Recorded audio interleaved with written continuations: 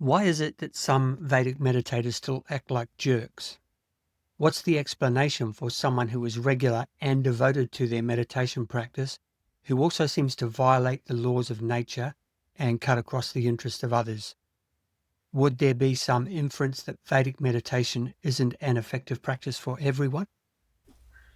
See, the thing is a hypercritical view of another meditator and what they're up to. The same question could be asked about the hypercritical view. Oh, there's that meditator who's acting like a jerk. Oh, there's that meditator who practices twice every day and isn't behaving according to my standard. Oh, there's that person who's practicing meditation twice a day and is still behaving in ways that cuts across the interests of others.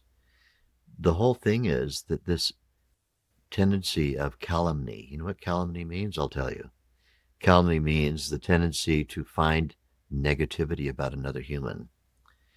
And then to speak the negativity has another Victorian English name, which is to cavil. To cavil, C-A-V-I-L, is to speak ill of others. Why are we speaking ill of another Vedic meditator, would be my question.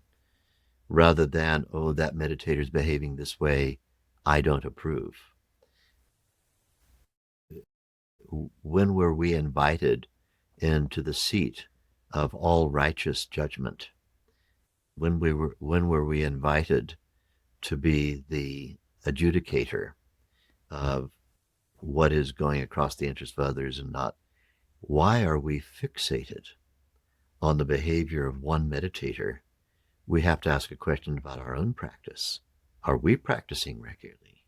Are we actually following the Vedic worldview, which says, by the way, this is Lord Krishna talking to Arjuna. Krishna speaking with Arjuna on the battlefield, and Arjuna says, why are you giving me this knowledge?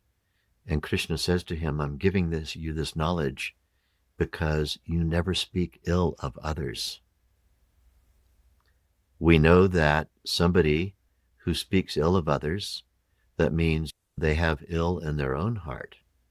They have ill in their own mind. And that ill that they have in their own heart and their own mind is resonating with that they see outside them. And it comes out. It comes out as speech. So speaking ill of others is a sign of what's inside of a person.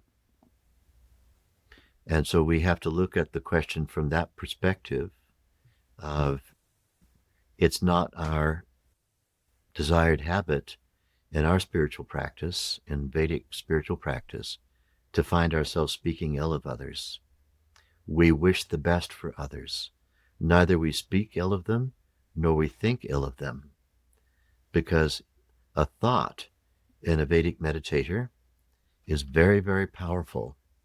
When you have a thought about somebody that is less than elevating, then your consciousness is powerful and you're capable of pushing them down to be that low. We have to have thoughts wishing and hoping for them to improve their status, to improve their capability, to improve their exemplary behavior, not simply commenting on what we consider those behaviors that don't suit us. And so rather than seeking a commentary from me on why does another meditator behave badly, I have to ask the question of my questioner, why is it that your attention is attracted only to negativity? Start learning how to put your attention on the best behaviors. Somebody, whatever they're doing, they can't be all bad. They can't be all bad. Let's put our attention on those things that they do that are good. Let's put our attention on those things that they do that are helpful and uplifting. What we put our attention on, that tends to grow. Whatever we attend to tends to grow. There's an analogy that comes from the Upanishads of somebody with a bucket, but we're going to turn it into a hose because it's modern times. The hose of water that's coming out all the time, that's attention. And the person goes over to their garden, their vegetable garden, and they see weeds, some little weeds sprouting out of the ground. So they go and stand at the weeds, wondering, what are these weeds? What are these weeds? Look at these nasty weeds. They've got spiky leaves. They've got sticky stuff on them. They attract the wrong kinds of bugs. And all the time the water is pouring on them. And then they walk away and come back the next day and the weeds are bigger. And they wonder why. It's because you've been watering them. Then you bring somebody else over who also has their hose. And you say, come over here, look at these weeds. Look how terrible they are. Now you have two people watering the weeds. And it shouldn't be any surprise that the next day the weeds get even bigger. So the lesson in all of this is, let's attend to that which we wish to grow. Let's not attend to that which we do not wish to grow. Attention on that which we do not wish to grow is a certain way of making that which we purport not to want to grow even more. And if your grandmother could have taught you this, if we don't have anything nice to say about someone, better not to speak at all. Find another subject. Find another subject.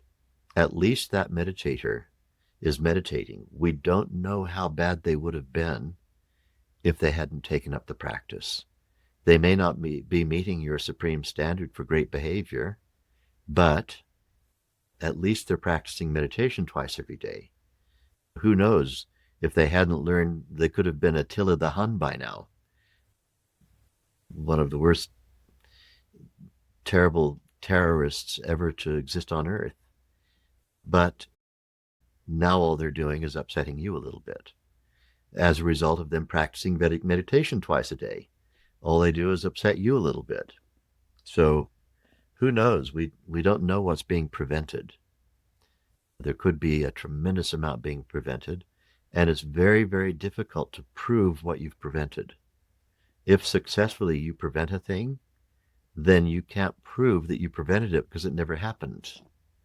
But we do know one thing: people don't get worse from practicing Vedic meditation. They only ever get better. And the person may not be progressing at a speed that suits your judgment, but they're progressing at a speed that's greater than they would otherwise have done. So let's be content in that and rest our heart, and let's look around for examples of those who are advancing faster than us and have our attention on advancing as fast as they are. Jai Gurudev.